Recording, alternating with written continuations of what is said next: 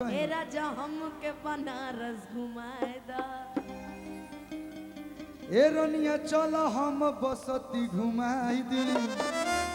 अस्सी घाट वाला चल के चाय पियाई दो। अरे अयोध्या में तोहके हम जिलेबी खिलाई दी। ए राजा हमके तू बस्ती घुमाए दा।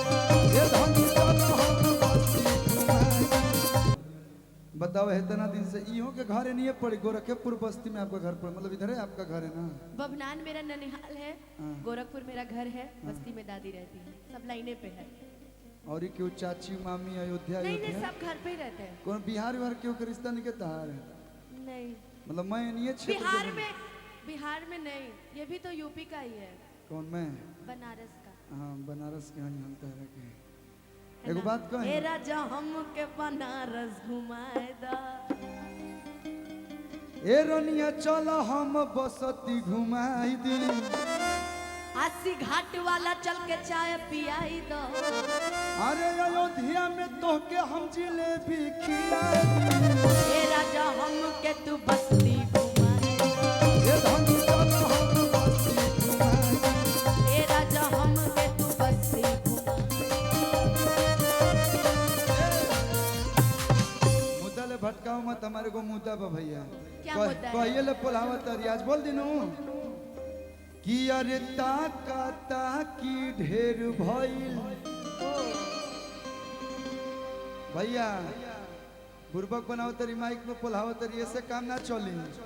हम कब आपको बुड़बक बनाए? अरे ताका ताकी ढेर भइल कि अरे बोला मिलबू कब फूला झारी। देखिए हम प्यार मोहब्बत भी करते तो बड़ी कुछ लेवल में करते हैं है ना? कितनी बोला हो अरे बोला हो अरे बोला हो डेट बढ़ी की गाड़ी लड़ी। देखा इहो लगन पार होता आई जनवरी फरवरी वाला पारे होता मार्च अप्रैल में ना होके तो टिका जा कब तक हम जवान रही का जी कब तक कुंवार रही ठंडा पाला के दिन में कि तुम मोहब्बत के गाड़ी ये गोरी हमरा दिल पर दौड़ावा हो। प्यार के पेट्रोल मोहब्बत के मोबिल मिला के चलावा हो। नहीं तो कुंवार लेकिन के रोमो पड़ेला कि अरे बोला हो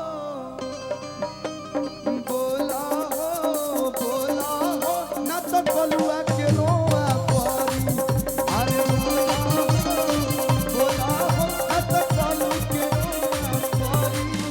अरे ताका ताकी ढेर भई ताका ताकी ढेर भई बोला मिला कब फूल झाड़ी।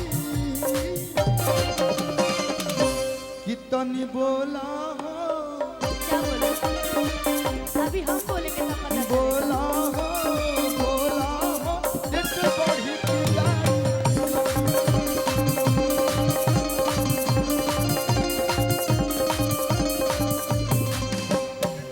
जगदम्बा भैया बहुत बहुत धन्यवाद।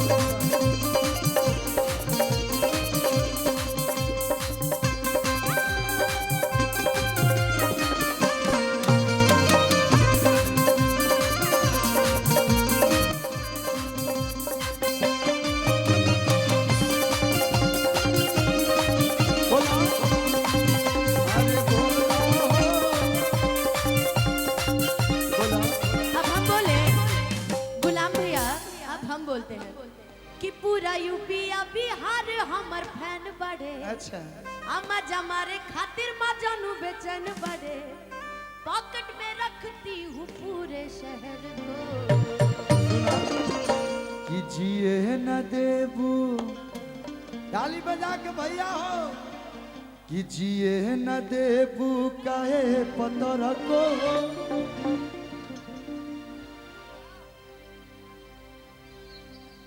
देखे ना पार्टी चेंज, तुरंत पार्टी चेंज। अरे मैं पहले पतली थी फिर बाद में मोटी हो गई, क्या करूं? प्यार मोहब्बत कि जिसकी बीबी मोटी होगी उसका भी बड़ा नाम है। तनी सेंटर धरा सूत जा कि अरे मंच पे सूता दो सीधे आका का क्या काम है। लेकिन गाना का भाव रहा कि जिए न देबू।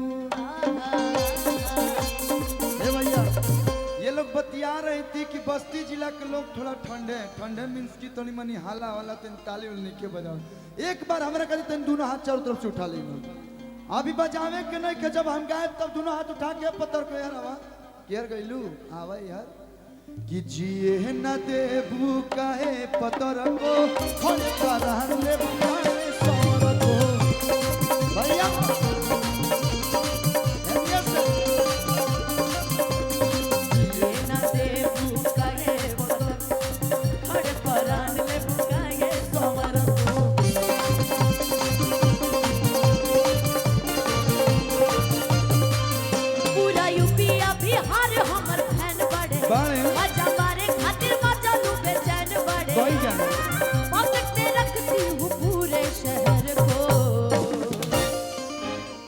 जिए न दे